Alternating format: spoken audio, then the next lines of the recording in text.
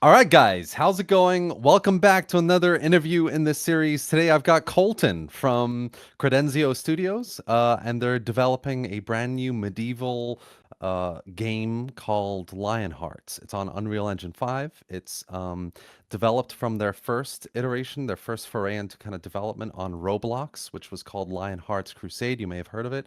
And if not, you should. And now they're developing a proper huge game. It's still obviously in development, planned, but it's very exciting. And there is a Kickstarter page, by the way. So if you're interested, get in the video description below, and check it out for yourself and follow and contribute if you're interested and you'd like to see it happen and come to real life. But welcome, Colton. Do you want to introduce yourself a little bit? Yeah, thanks for having me. My name's Colton Holzapple. I'm the CEO of Credenzio Studios.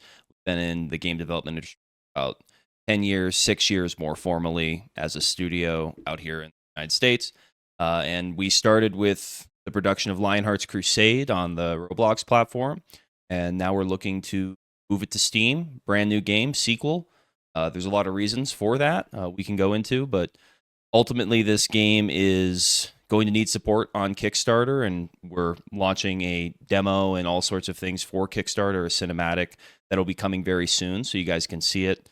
Ultimately, this game is about medieval feudal ascension. It's about rising the ranks and using your own merit and competence to prove your worth in an actual multiplayer world. So you have a lot of merit and charisma and skill, you could become the king, or if that's not your thing, you could just be a baker, like Pixelated Apollo said he would like to do.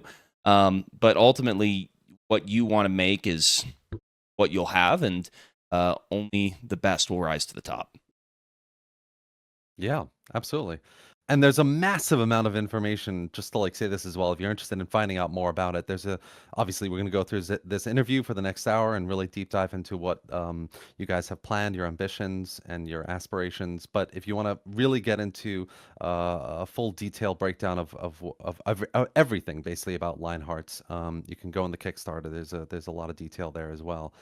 Um, but yeah, why don't we go straight into it and ask you a little bit about the Roblox version of the game and how you kind of moved on from that into developing your own game.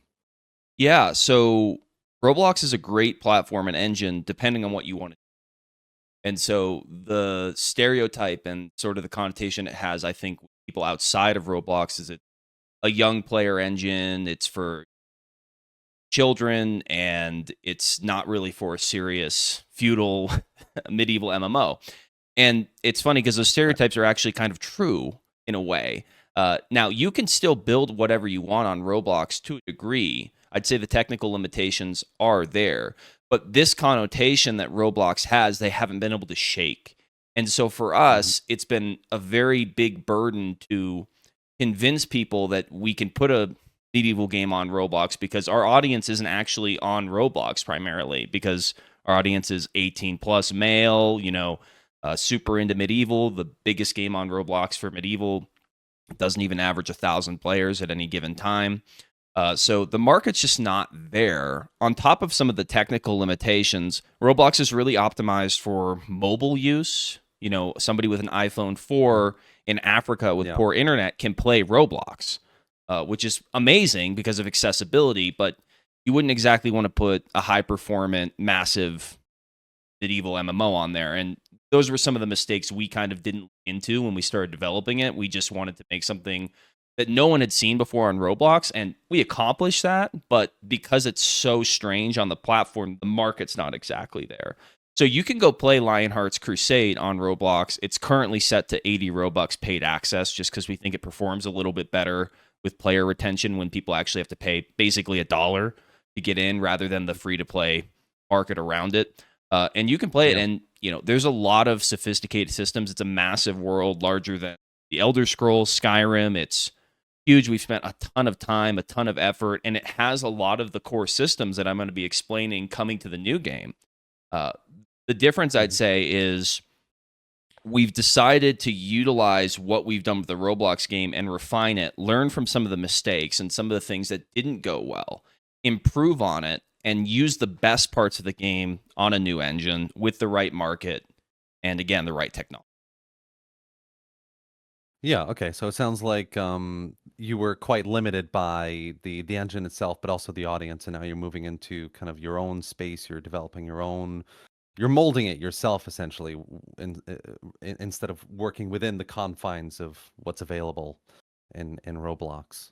Exactly. Um, and that's kind of two birds, one stone, because then you can develop it the way you want to, and kind of reach the audience in their actual demographic.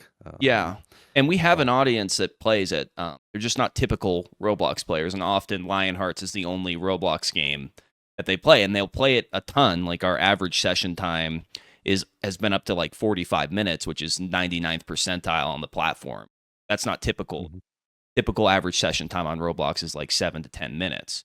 So we have a Right. really dedicated audience. But Mhm. actually, when they come to me and they say, Colton, I love Lionhearts, and I have a bunch of friends who would love it. But as soon as I say, go make a Roblox account, they're out, right? Right. And that's a huge problem. Furthermore, I just think Roblox's monetization and some of the other things they do really aren't ideal for big creators. Mhm. And just creating a type of game like this is so challenging on this platform. And the fact that we did that it's really impressive for our team to have been accomplished that. And I'm really glad we did. It's not like a regret or a mistake because it was almost like a minimum viable product or more than that, but like a proof of concept. How can this work? What doesn't? I know really well what doesn't work in this genre and field of what we're trying to do because we've tried so much. I mean, we tried so many things to try to get the game to really spike in popularity on Roblox. We had tons of ideas that we implemented and launched. And so we really have a good idea of game theory and what works and what doesn't in this specific genre.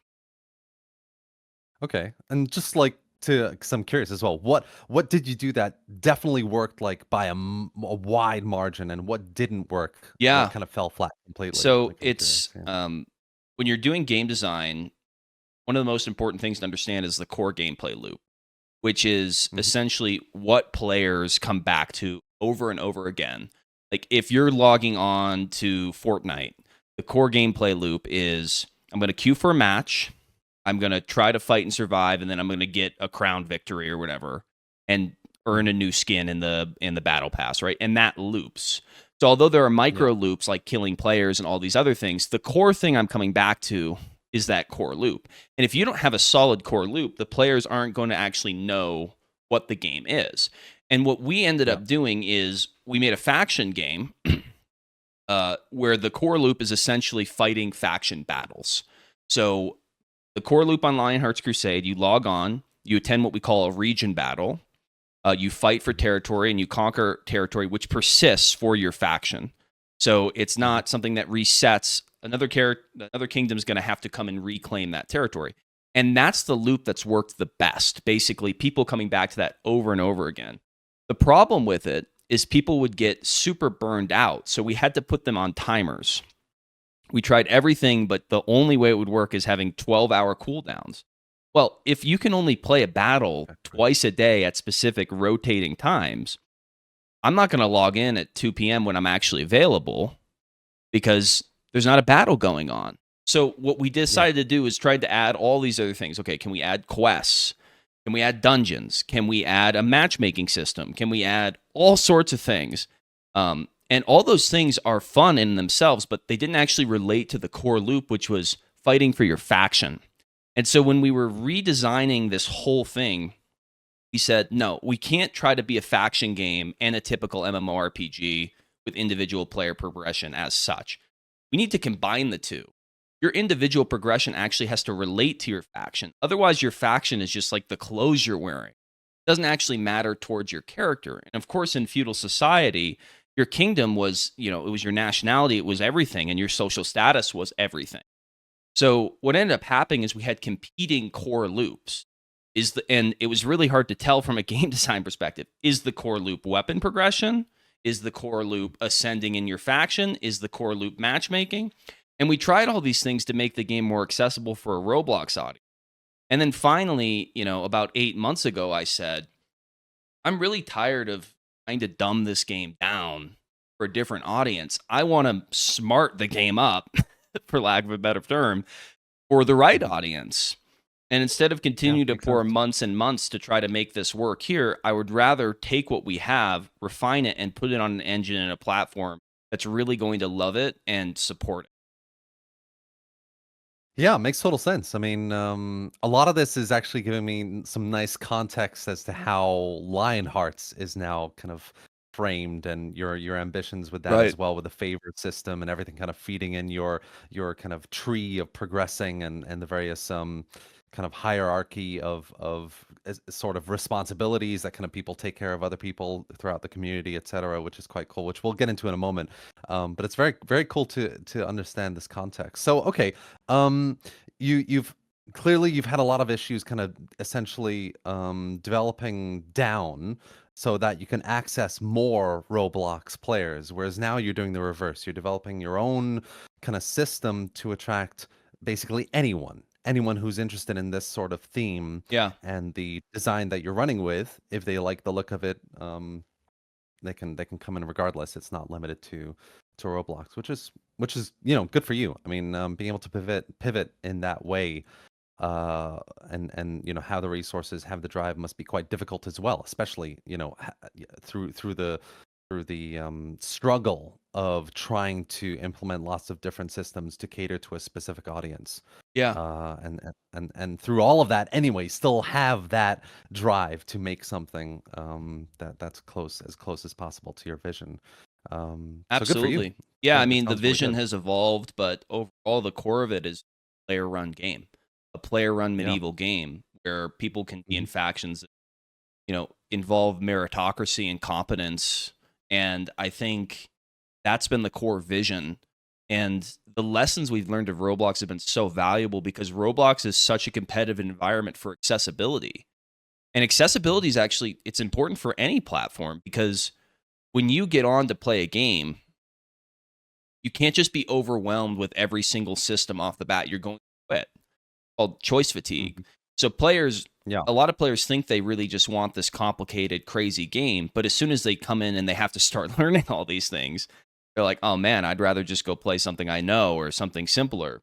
So, Yeah. the way we're designing this is simplicity at the start in a meaningful way that's also fun that branches into more complexity as you go. So somebody Hmm. who's more of a casual player who just wants to fight, gain some territory for their kingdom, and then log off can do that. Whereas somebody who's interested in crazy geopolitics and the intricacies of the papacy with their own kingdom and all these things, and they can do that too. Of course, I don't expect a new player to understand that and have a mastery over those systems. That would be a mistake, and that's one of the great lessons we've blocks. Hmm. And then, okay, just kind of moving more from Roblox to the game you're developing now. Some of the kind of words that are quite key, I think, to the framework: meritocracy, things like favor and gaining a certain amount of, I guess, kind of factional recognition to moving up, and having more access to specific roles and responsibilities.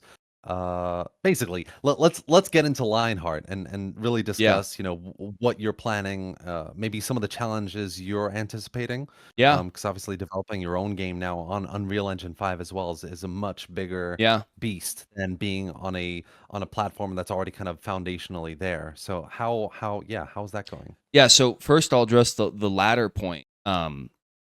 It's so funny because I think the perception is Unreal Engine must be so much more difficult game than Roblox, but in the way, it's Yeah. the opposite for this kind of game because Roblox is not built for a massive game like this. So we had to do so many workarounds and we had to work so much harder to make a game that large work on the Mm. platform.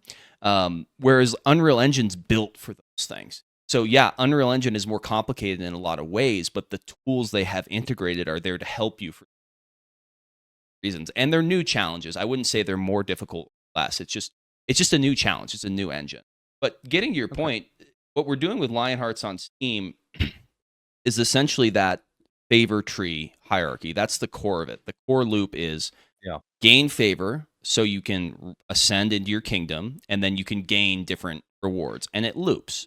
So when you start out as a new player, you'll basically just be a serf, and you have to gain a little bit favor as a serf so you can become a page if you want to be in the military, or a deacon in religious, or an apprentice in a tradesman. You could also do all three. At a certain level, you have to specialize.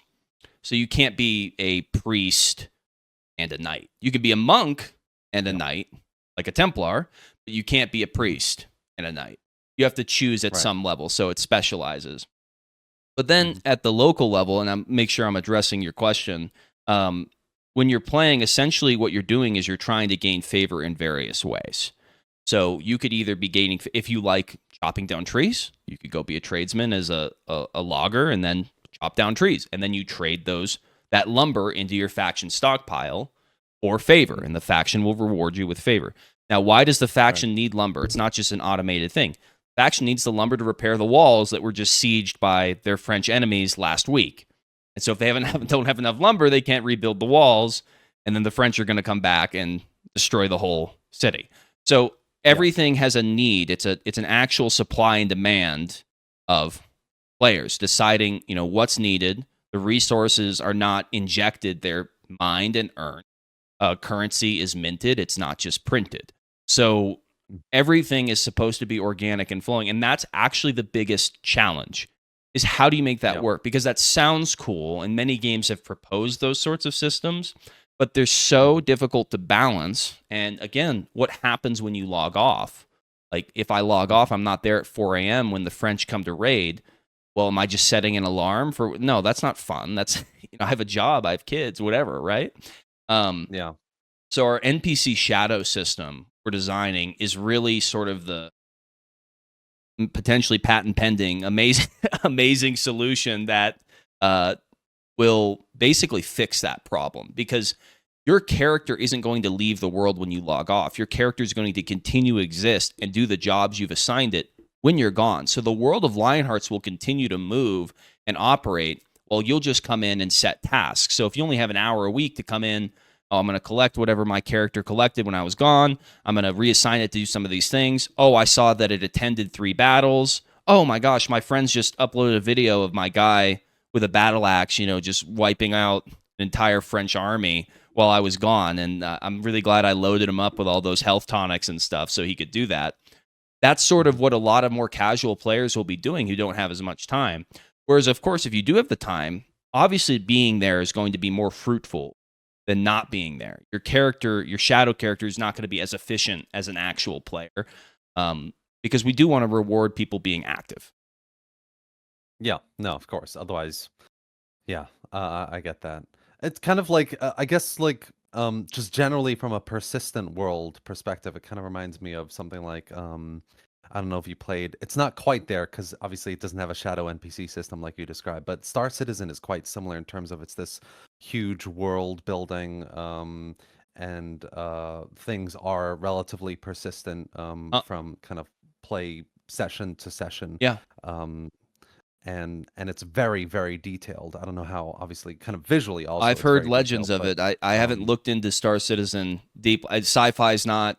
I love sci-fi, but it's not something I'm super passionate about as far as game design. My business partner Zach is actually he's killing to make a sci-fi game one day. Maybe after Lionhearts we'll do that. But no, I've heard a lot about Star Citizen, and I've heard some comparisons. And the one thing that scares me there is they're like, their $1 billion budget or whatever. I just, of course. I mean, like you look at Star Citizen, and all you hear is people buying loads and loads of ships for hundreds of thousands, and it keeps making tons of money, every year. But how much progress it makes. But no, I mean, like it sounds to me like, and you've got a very clear roadmap as well in terms of what you're planning, depending on the kind of budget you've raised as well. Why don't we touch on that a little bit, and how you kind of see how the game kind of develops over the next few years. Star Citizen is a great example to bring up, actually, because one of the mistakes we went on to do at Roblox Crusade was getting too big too fast and not letting the player base in the world grow naturally. Because I think it's a big naive attraction to just have the biggest world possible, but then you have to fill it. Because no one actually cares if you have a giant world if there's nothing to do. Like it's cool, but at the same time, I would much rather have a well-sized game that's filled up. And so the way we strategize this with the Kickstarter, and again, guys, the Kickstarter following it right now is the most helpful thing to do for us alongside Steam wishlisting. But please do follow the Kickstarter. The Kickstarter tiers and funding goals are set up in a way where we can scale naturally with the funding. We've been on a very tight budget since the beginning. We're a startup. We don't have an angel investor, and that's actually a good thing because we know how to make money work. It's not like we're just some new company that would get the full funding goal of $8 million and then 6 years go by and we have like one tiny little room of a game where you can go play. It's like that. We already have more than that on, and we haven't raised anything. So we're used to making a lot out of a little. So those funding goals are basically just enough to make sure that we can get it to that level securely and deliver. But I think at each level, especially starting at the actual Reforged tier, which is $1 million raised, I think we can actually provide a very fun game. And guess what? If the game becomes a little overcrowded or a little bit too successful for how much territory we have, that's a good thing. Because if people are playing, that means we have the money to keep expanding and add more territory. And imagine it's like the Wild West. Oh, this new region opened up and it's all this unclaimed land and all these new lordships and it's opportunity rather than this old land that's been kind of filled. And I think that's going to be a lot more organic. At the core, a game should work at a small scale. If your core loop doesn't work at a small scale, it's not going to work just because the map's 40 times bigger. It has to work and be fun in a very intimate and small setting. The micro loop of going to collect the wood and bringing it to your faction stockpile and getting rewarded, that needs to be fun in itself. It can't just be the big picture. It has to be the small picture too. And in the meantime, the big picture has to work. It has to all flow within the greater scheme of what you're making. Mm-hmm. So just from trying to like visualize the game, how do you what am I trying to ask here? Is it first person or third person? How do you kind of envision people kind of first coming into the game, they've got serfs. Are they gonna then like they won't have anyone above them essentially to work for? They're working up organically until they reach the top and then people below them are working for them kind of in Yeah. that way. Do you know what I mean? Like you become a knight, you become the commander, you become and then suddenly you're ruling a military of a kingdom and Yeah. you're the first one there, right? And other people are kind of moving up alongside as they gain favor. And there's presumably a sort of a chat messaging system to Uh-huh. organize and to direct efforts in say if it's military kind of expansion or specific flashpoints or raids or caravan attacks or defenses, etc. And all that just kind of works and it's a cycle and it's a community and you essentially the ideal is you don't have to do anything else with it. The players create the experience for Yeah, themselves. you nailed it. So, the first question, it's going to be third person. Now, there's Okay. a possibility that we'll have like a dueling mode because our directional combat might work better in first person for something like a duel.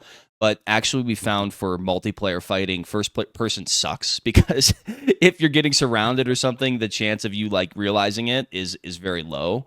Yeah, And so, that's a good third point. person is ideal for a faction battle system, I think. But again, in Crusade, you can fight in first person. It's just so risky because if somebody comes up behind you, you're toast, right? So, and you're Yeah. constantly dealing with 2v1s, 3v1s, 3v2s. It's chaotic because that's what battle was, right? It's not just this clean dueling system, but we will have a tournament, a tournament system where that sort of dueling place can have its own role. It's just not the core Yeah. to faction conquest, right? So I hope that answers Mhm. the first. On top of that, I think something Yep. that would sort of create a lot of your questions is the idea of decentralized command. So Mhm. in Lionhearts Crusade, it's very much top down, meaning it's like the king and he has his high ranks, and then it's everybody else. And everybody knows each other. The king is still sort of like a celebrity. Like there's a guy, Leo, who was the king of France, who's like a legend in the Lionhearts Crusade community, just for how much he accomplished as his tenure as leader. So when you see him in game, everybody goes, Right. Leo, oh my God, Leo. And it's going to be like that, but Right. tenfold in a game much bigger on Steam. But obviously, Yeah. the king doesn't have time to know every one of his soldiers if he's got thousands and thousands of members. So we have these systems in military, religion, and trade where we have these different sects of society. So the first one in military is a retinue.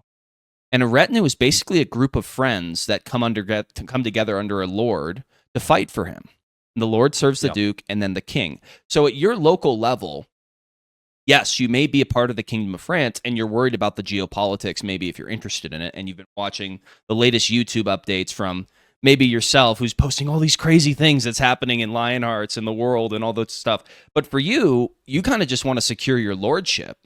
And so you and your buddies have your own lordship under you as the lord, and you're just working to maintain that and, you know, make sure you're on top of things with your duke and not pissing him off and making sure that, you know, you're serving him so he doesn't want to dispose of you. Or maybe he's overtaxing you, so you're talking to the other lords and trying to stage a coup because you want to be the new duke. Or maybe you're just a soldier and you're not a lord and you're just fighting for your friend, and you're, you know, he gave you this nice plot of land where you started this farm and you're producing and you're progressing, and that's fun. But it has to be localized. And that's what's so brilliant about it, because the kingdoms, the factions themselves are not created and they can't be destroyed. So you can't just create a new kingdom, but you can create a retinue, and that can go across kingdoms. So it feels like players have a lot more control at a lower level, because they do, because the whole kingdom is made up of retinue. And when you first join, you're a part of the national retinue, basically the king's retinue. But the first encouraged thing to do is to find a group of friends and join a local retinue so you can participate more meaningfully. It's sort of like that government trope that the bigger it gets, the more inefficient it is. But at the local level, you can actually make a big difference. Like, it's hard to write a letter to the president or the prime minister and make a change. But if you write your local congressman, there's a good chance he responds. And so that's sort of the idea that's going to keep the wheels turning and allow you to feel like you're not just a cog in the machine, but rather making a deep and direct impact with your local community, and things that happen around you really do impact you because it's affecting your land and your friends and your territory that you've worked so hard for. Yeah, makes total sense. I mean, that way you also kind of see a lot more of kind of the fruits of your labor in a way. Yes. You know, you're like you said, not just a cog in the machine, and your king's off doing some crazy thing in a far off land, but you know, you're working for your lord, and the resources are going towards rebuilding that wall, or if you're a monk and you've kind of converted, maybe, I don't know, a bunch of people, and you've got a chapel being built in this local territory. It's all kind of working together. So it makes sense. It sounds very alive. Yes, that's the right In word. terms of an experience, very alive. And I the guess the players one are challenge. Yeah, go for Oh, it. I was just because I remember the last part of the previous question is, um, Yeah. we're setting up enough parameters for the players to do the work for us as developers, because I think Yeah. the players are going to create a much more interesting world than I could, and that kind of Mhm. ties into what you were just saying. Sorry to cut you off. And there's so much more, like, they're constantly living it and passionate about it. They're Yeah. probably gonna have so many more ideas as they play to make it more and more fun. So yeah, I totally get it. It's kind of like you're planting the seed with the game, but they're taking and actually growing it and flowering, and so many different Yes. experiences. One of the challenges I think I have to ask about, though, it's the first thing that comes to my mind, was moderation. How are you gonna moderate? I don't know. I can see a lot of different bureaucratic, political. Um, I don't know. Are you gonna do any sort of proper Yeah. Is moderation this gonna outside be of? the Wild West, or is it gonna be like Yeah, a yeah, yeah. a How regulated, free reign is the world gonna be? Yeah. very free reign depending on your level of power? So I actually, my aspiration as a developer with this is to go totally ham, because I don't want to script anything. And if I have to script things or change things, I haven't done my job from the Mhm. beginning to balance things correctly and make it self-regulating. And what do I mean by self-regulating? This already exists in Crusade, so this is a point where I can really speak strongly. A lot of these things with the player run stuff, the players are already making the game of Crusade way better than I did because of their community stuff and the treaties they sign and all the things they do inside it. The players regulate themselves. If there's a tyrannical king that's destroying the faction, he gets overthrown. Mhm. And on top of that, now with the trade regulations, it's going to be as free of a market as the trade masters want it to be. If they want to regulate the hell out of the market, they'll do that. Now, that might not be good for the economy, but it's up for them to choose that. And so at every level, the players are regulating it. If they don't like their lord, they can follow another one. If they don't like the duke, they can overthrow him. If the dukes don't like the king, they can overthrow him. And overall, the success of the kingdom is so important that there's going to be a lot of pressure to perform and be actually competent and lead effectively. You don't want to just you don't want to just be a tyrant, because that's actually not a good way to lead. And it's funny because people might think that the most tyrannical and power hungry person will rise to the top. In my experience, those people are very short lived in the Roblox Crusade. They last a couple weeks or months tops, and they rule with an iron fist, and they're not fair. But they people do not like them. They will not follow them. They'll go somewhere else, or they'll overthrow them. It's the people like that Leo guy. He won his kingdom through diplomacy. He conquered the whole world through diplomacy, and he wasn't a pushover either. But that's how he did it. And he was so likable and trustworthy. And he's a friend of mine as well. I love talking to him, and I ask his advice on stuff all the time, because he got that on the ground view that I don't understand as a developer, because they've played the game way more than I have. They understand Lionhearts Crusade way better than I do. So I ask them, what are the problems? Where can things be fixed? But it's surprisingly self-regulating. We're going to work more towards that, because what I don't want to do is become the game master. What I don't want to do is be pulling the strings, because that doesn't feel authentic to me. Now, of course, there are situations if it's really affecting the whole game and like it's destroying the whole game's activity and fun. That at that point, if it gets to that point, I haven't done my job, and I do need to come and make balance changes. I need to come make corrections, and I can nudge things and change numbers with my team that help alleviate those. The good news is we've got 5 years of trial and error with these systems. So we've already got a really good sample size for what works, what the balance numbers should be, how things can be abused. Because if you implement a system as a developer and think the player is going to do it this way, they're going to do it that way. And they're going to find every single hole and little way to exploit it and way to change things. And there's one system where you can donate to your faction's treasury, and in Crusade you can commission clan mercenaries. And what would happen is the king or whatever would make like an alt and make a clan, and then commission it for for the whole treasury amount. And then the clan leader would get it, and then he would just put it in his pocket. So he would just loot the whole faction treasury. But then the faction was bankrupt, and then it collapsed, and then he was unelected because there was no money in the coffers. So they couldn't That's hilarious. Like that was an abusive system that we probably should have keep an eye out. But at the same time, it hurt the faction, and then he was disposed, and a new guy came in. Furthermore, you can set your own weekly wage per rank.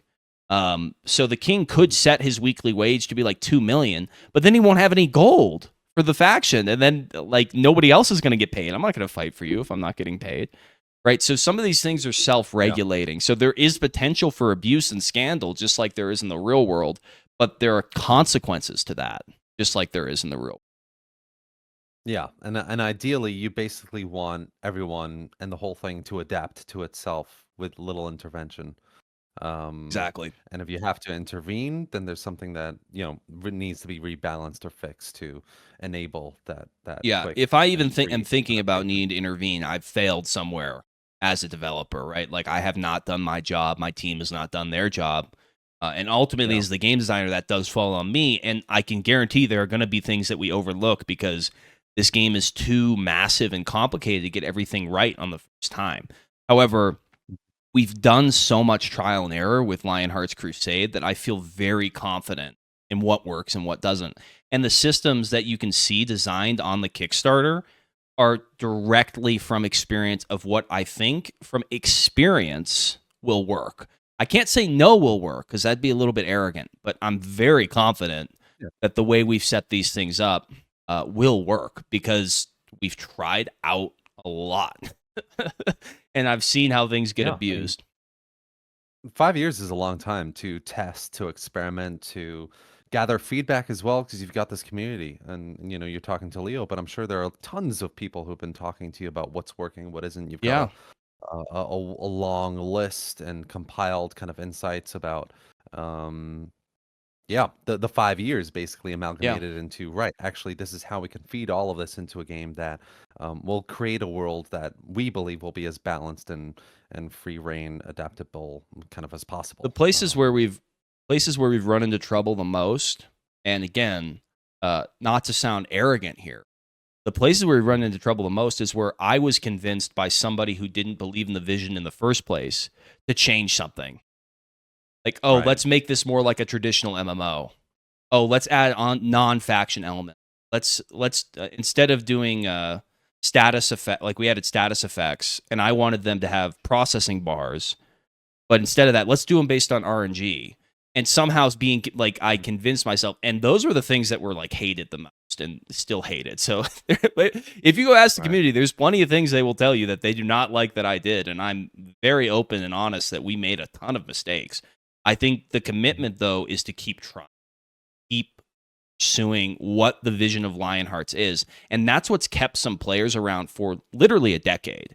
Because although we've been working on this iteration of Crusade for 5 years, this community goes back 12, 15 years, where these factions were around in a totally different form with way less MMO mechanics. 10 years ago, it was called the Third Crusade, and they were fighting at, instead of region battle, road battles, and it was a ton of fun. And so these factions are like as old as hills. There are people who play the game who are not as old as a lot of the factions that are in it. Um, so it's got a crazy history, man. So we've got crazy experience and time going into this. That's amazing. Yeah, it's a lot of fun. Nice. And I guess, it may be an obvious question, but this is kind of why you're continuing to base it on the Crusade. You didn't want to pick a different medieval setting or area of the world. You wanted to keep it to what's familiar and what you know. It's there's a few different reasons. One, the Crusades, it's a trending topic. Yeah. But on top of that, there's a lot of vitality in it as a genre because of that melting pot of cultures.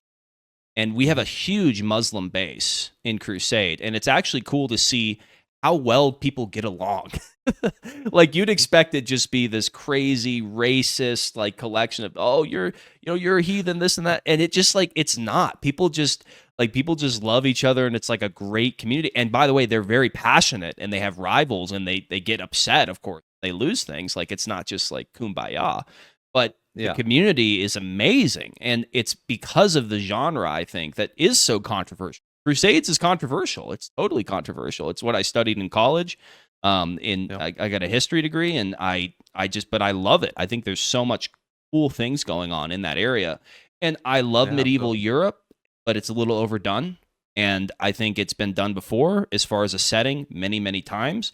Hmm. Not to say we might not expand to that area eventually, because a lot of our kingdoms are European, but the Yeah. setting of the Middle East is so cool and unique, and it really influenced actually our art style, which I'd love to send you. Maybe you can overlay them. But we've just finally Yeah. got some of our first in-game photos. There's a ton of cinematic photos from our cinematic with our assets. So the assets are still ours and Okay. made by us, but they've been reskinned, and they're not hyper realistic, dark, grungy medieval. They're like really bidding for a desert, for the Middle East, for this like arid, overexposed environment. So they're not stylized and they're not hyper realistic. They're like realistic dimensions, but it's supposed to look like a painting. It's supposed to look like you're participating in a painted medieval world, like some of the old painted Crusades. That's going to be better for performance. And also, I was looking, I was like, man, I was just thinking, oh, it's going to be so fun to fight with my retinue in this world. Like, oh, somebody just broke through the breach, and we're going to make a shield wall, and we have to defend it. Um, I think it's going to be Yeah. beautiful. But if I'm really curious what people think, because realistic aesthetics are like almost every medieval game is hyper realistic. So if people hate it and they want us to change it, please let us know. But if you love it, we're just going to continue to refine it, make it better, and improve it. So far, we've gotten really good reviews with it, but I know a lot of people do like that hyper realistic. It's just something that stylistically we really wanted to look different. Yeah, I mean, I think as long as you're sticking to how you want it to look and your vision, I'm sure you'll find your audience and people will love it as it is. And if not, they'll feedback and you can pivot, etc. It's going to grow organically, I'm sure. But then, okay, so you're keeping it to the Middle East, which I love. I mean, I totally agree. I think a lot of games have overdone Europe as well. Though, like you said, I mean, you've got the Holy Roman Empire, France. I think you've got England as a Yes, faction. Yep. England. So kind of expanding maybe in that direction is an option. Would you expand the other way? Maybe towards like North Africa or further east, maybe? Definitely. So if you look at our Kickstarter, we actually have, I think, 8 regions proposed, which we've Mhm. planned out. And a lot of this is easy for us because we've been planning this stuff out for Crusade for years. In Crusade, we have 4 regions, soon to be 5, because we still have an active, basically a modding community that's keeping the game active, keeping it up, adding the stuff the community wants. So we have Sicily, which is in, obviously, Europe. We have the Yep. Lower Levant, Central Levant, and the Upper Levant.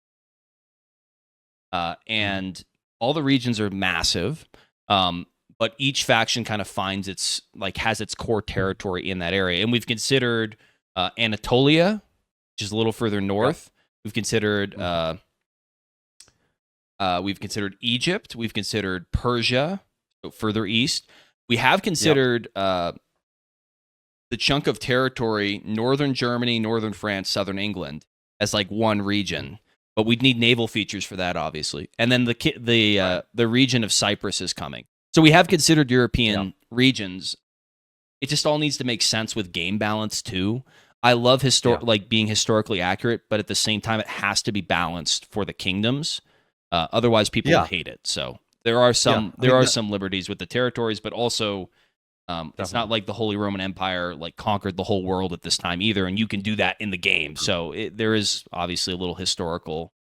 I like to call it deniability, but you could say plausibility or manipulation in there. Yeah, that's fair enough.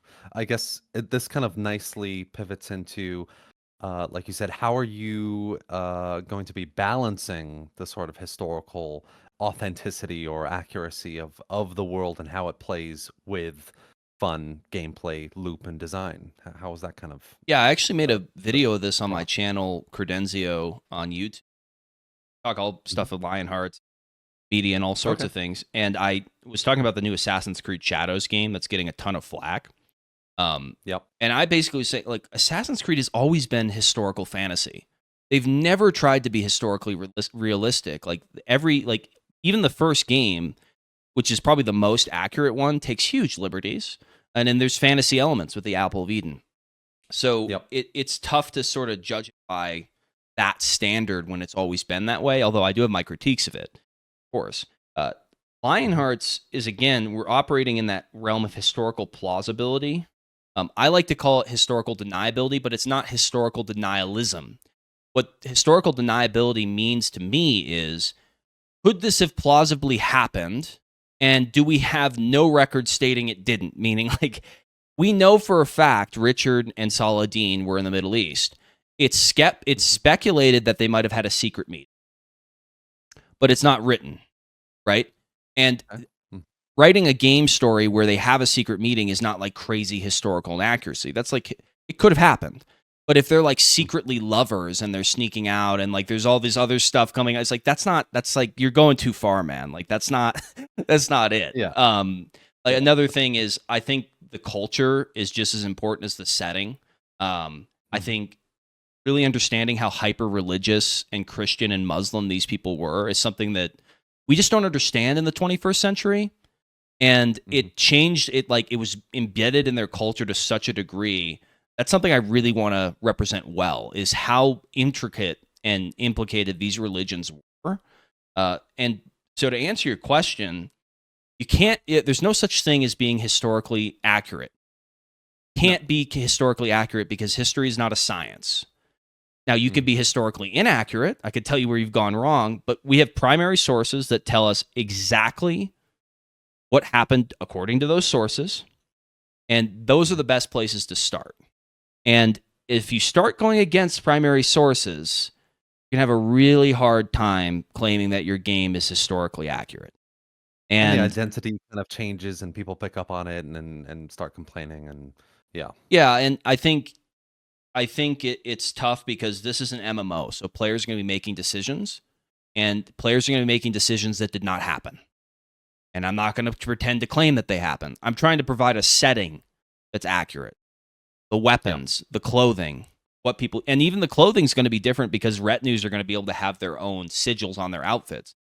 But no one's going to be wearing plate mail. That didn't exist yet. No one's going to bring out a cannon to the battlefield, right? Like that's not going to happen, right? We in Lionhearts Crusade, admittedly, we played with some skins, like and again, this was not something I loved, but I did approve of, so I take accountability for it. Like we had a founders pack that had some mythological skins. You could buy like a Japanese skin and have a katana. My argument there would be like, I guess somebody could have gotten a katana in the Middle East, like for the Silk Road or something. I'm gonna be a lot more strict than I was on Crusade in the Steam game to make sure it actually feels like you're there. I want it to feel like you're there. I don't want somebody to come in with like the trident of Poseidon and start wiping everybody out. Although that's cool and fun, that's not the aesthetic I'm looking for. It doesn't feel immersive to me. And you have to get a lot more creative when you're being historically bound. Making a fantasy MMO is a lot easier because you can do a lot of AoE effects. You can make all sorts of things happen that doesn't make sense historically. But as soon as you're bound by history, it tightens the window a bit. But I think it's actually fun, and I love it.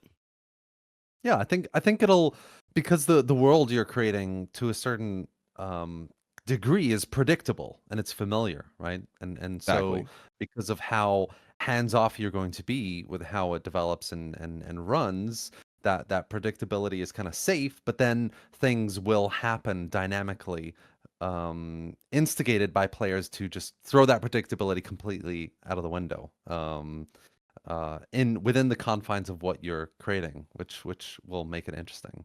Exactly. I had a question in mind. I'm just trying to remember now. Oh yeah, you mentioned modability. Obviously, Lionhearts Crusade has a modding community. I just want to kind of move on a little bit to this. Are you planning any sort of player created content Interesting. in the life cycle of Lionhearts? Just a quick note. It's not technically a modding community because not like a different version of the game necessarily. We just have people that we trust from the community that we vetted that we just allow to continue development. And so it's not from like we have an office and a studio in person, and we have people and employees working in person, and then contractors all around the world that work and are working on this product. They're not working on the new game. They're people that we vetted and we've worked to improve and continue to maintain Crusade. So it's not exactly modding. When you talk about player-generated content, what comes to mind is like, I don't know what the future will be 10 years after release or whatever, right? With, what they're doing with Bannerlord and stuff. I would just like to add the features ourselves that people really want. And one of our tenets as the company is to adhere to what the users want. Unless it compromises the vision, adhere to what the users want. Do what the users want. Respect the users. That's a really important pillar in our company. So when we talk about player-generated content, there is going to be a huge sandboxing element of Lionhearts, especially if we raise some of the upper ends of what we want, where players will be building things. Players will be adding persistent elements in the world and choosing things. And when you talk about player-generated content, I think about that within the game, not necessarily an add-on to the game. However, I'd totally be open in the future to mods and all sorts of things. I think it makes the game better. Yeah, and I don't believe in abandoning products either. Like I'm never gonna abandon the Crusade product. I want to make sure it's kept up and maintained as long as possible. Even because if people don't want to come play the Steam game, they want to keep playing that, or if they just want to keep playing that because they've been spending years on it, then they should be able to. And I'm not going to shut it down or prevent that. And I've told them the mods, if you will, on Crusade, just what do the players want? What have they been requesting? Go do that. Yeah, makes sense. Definitely. I'm sure there are always going to be people who want to play Crusade, and likewise people who will switch or want to just play Lionhearts. That's really cool that you want to continue essentially original Crusade or just support it as much as you can on the side while you're doing this, while you're developing this. Okay, well, we're kind of drawing towards an hour, which I don't know how has flown Goes by really quickly, but yeah, let's get into a few more kind of I guess, personal kind of questions and specific to Sure. your experience development. How has actually, what's been your favorite part about developing Lionhearts so far, as an example? Oh man, tough question. I mean, I love this game so much, man. It keeps me up at night thinking about what we're doing with it. I'm so excited to be developing Lionhearts on Steam. Like like it gives me insomnia. So it just what are we working on? That's what I'm excited on. Oh, is it the combat system this week? Is it horses? Is it whatever? Like that's what keeps me up. Mhm. Like thinking about these ideas just doesn't stop, and it's almost a concern because you want to put so much in, which is why I've gotten so strict with like, no, is this about the core loop? Does this actually work with this? Like, yes, it sounds cool to have this, but is it actually going to make the game better? And I have to keep myself Yeah. on rails, and that's actually been my biggest job now is telling people no, we can't add that. Like that, like the game, it's just important what you don't add as what you do add. What you don't add Yeah. can really be a big difference because that's a ton of time developing it. If it doesn't actually contribute to the game, it's huge. I think my favorite thing to develop this has always been the faction stuff. It's always just been, which is what the whole game's going to be about. So it's a vague answer, but it's always been like these interdynamic political systems and dynamics at the upper level, which not every player is going to love. But I'm sort of a hyper competitive person, and I know hyper competitive people are going to love the upper late game becoming king and all those things because it's so cutthroat is maybe a little too Machiavellian of a term, but it's intense.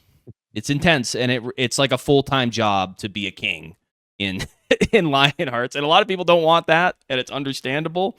But it's also as somebody who did it, I was a faction leader for like 10 years before I Okay. started developing this version of the game. And it's a joy, man. It's awesome to like build those relationships. It's awesome to like have your own little systems of organizing and governance, and sort of allowing that to prosper now with like the next generation of players. As I guess I'm getting Yeah. old now, I need to retire to becoming a game developer. Uh, it No. it gives me a lot of hope and joy, man. Just seeing like how much love and brotherhood and fraternity there is in this community. Like that's what's kept the game alive so long. It hasn't been the development. It's literally been the community and the bonds that they've made with each other and the drama and all the stories that they've told, not the stuff I've done. I just painted a vague picture and they filled it up, right? Like I just put the boundaries in.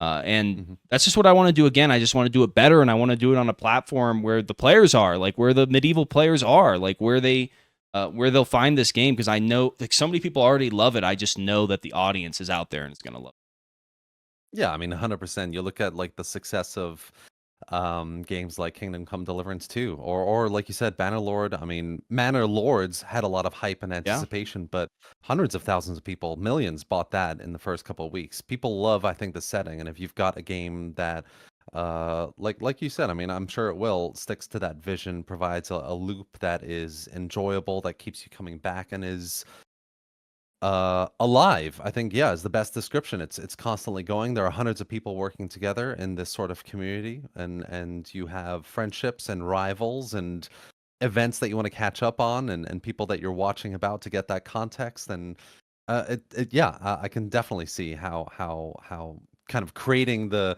foundations for having that sort of community might keep you up at night, and yeah, at the same time give you the most joy.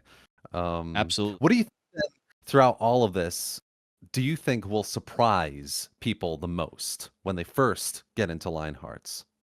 They're gonna be surprised by the depth. So there's only so much you can convey in an elevator pitch, right? If you Yeah. read the Kickstarter, you're gonna see a lot of depth. That Kickstarter page could have been 100 times longer. It could, and we have writings that could fill up that much space. We have that many ideas and concepts in play. Of course, we're going to Yeah. prioritize what's most important. But Mhm. what I think is going to surprise people, they're going to come in, they're going to be having fun farming or doing whatever or fighting at a local level, and they're just going to unpeel another layer back. Oh shit, what's this? Another layer, another layer. How deep does this thing go? It goes as deep as the players want it to go. And as Yeah. much depth and complexity I'm going to add, the player's going to add way more, right? And this isn't a Yeah. confusing depth. This isn't like a overwhelming depth. It's supposed to be an exciting, enriching depth. It's supposed to motivate you, encourage you to keep digging. And I think as well, I really like something close to my heart is the historical and religious education that we want to provide, praying mechanics, all sorts of Yeah. things where people can feel like they're actually participating in history. And Mhm. that's something I think is going to be a really underrated but powerful element in this game. Yeah, I mean, I can totally see, a few years after it's released, someone joining and maybe joining a lord's retinue and hearing stories of this massive war that happened a year before, and Yes, people are still feeling the effects of it, it's or already still happening. rebuilding Yeah. cities in these areas, and like yeah, I mean, the I think that's what it's the consequences of not just minor, but all the way going up, major events that people feel and remember, commemorate, records of it are kept that last for years, and that's what communities are based on, that Yes, that kind of shared experience at the end of the day. That's absolutely, quite man. cool. Absolutely. I honestly can't think of any other game that really does it to that depth the way it's described in the Kickstarter and what we've been talking about today. I mean, okay, a couple more questions, just to dive deeper As into many as you these want, man. details and design kind of decisions as well. You've got the military kind of order, religion, and trading and kind of the kind of merchants line that you can get into. Do you have any others that you kind of have planned, but obviously you're omitting because you want to keep it streamlined and say no to a few things to make sure these are the core kind of concepts? Yeah, so that's a great question. So the three branches, as it were, Hmm. are military, Yeah. religion, and trade. Hmm. And those seem to be the fundamental aspects of medieval society as far as the three different hierarchical places of ascension. Um, Yeah. I would say I can't think of a fourth. Like I've tried to, but I know that we're going to be playing with how the branches are accessed based on if you're in a military order or a kingdom. So if you're Hmm. in the Templars, they're a monastic society. You can't be a part of the military and not religious. You're a monk, you're a Templar. So those two Hmm. branches are actually merged alongside trade. Right. So there's Okay. some interesting dynamics as far as that goes. Of course, I'm open to a fourth branch. Um, I think trade is like it's kind of funny because trade is like 90 micro branches put together. So there's so much depth in trade and what you can do that the expansion's likely going to become within the branches rather than an additional one. Of course, I'm open Yeah. minded to another one. I thought about like what could the Venetians do? What would their hierarchy look like? Because they're this crazy Mhm. trading society, and that's something where Yeah.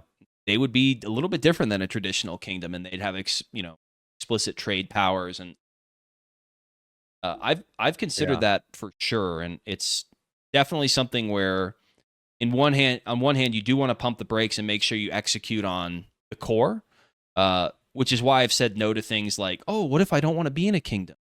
Like, well, then that's not the game. Like the game's about being in a kingdom. So Mhm. it sounds cool to be a bandit, like with a man without a country or whatever. It sounds cool, but am I going to spend 18 months developing all the mechanics to make that work, only for it not to benefit the core loop? No. And those are Yeah. some of the things that we've learned through experience, trial and error. And even if you decide to go off as a bandit and you're raiding and people join you and you grow, eventually you're gonna still reach that sort of size where you're gonna be managing lots of people, territory, Yeah, exactly. developments here or there, etc. So either way, it's gonna end up in the same kind of loop, Right. if it gets popular There enough, are I ways to suppose. feel like a bandit within the kingdom. Like there are ways to have a retinue that raids other retinues, stockpiles and stuff. Like that there's a role for that. It's just within the hierarchy, not outside. Yeah. Okay. Well, just kind of going back to again the kind of branches and how you can envision. I guess one I can kind of think of is like if you've got disease, for example, Yeah. medicine and how I don't know, yeah, that kind of branch of healers. and medical practices and yeah, I don't know. There might be something there, but then that kind of also kind of ties into religion and being that sort of Yeah. that bodily, spiritual, mental kind of person you go to when you have an issue. Yeah.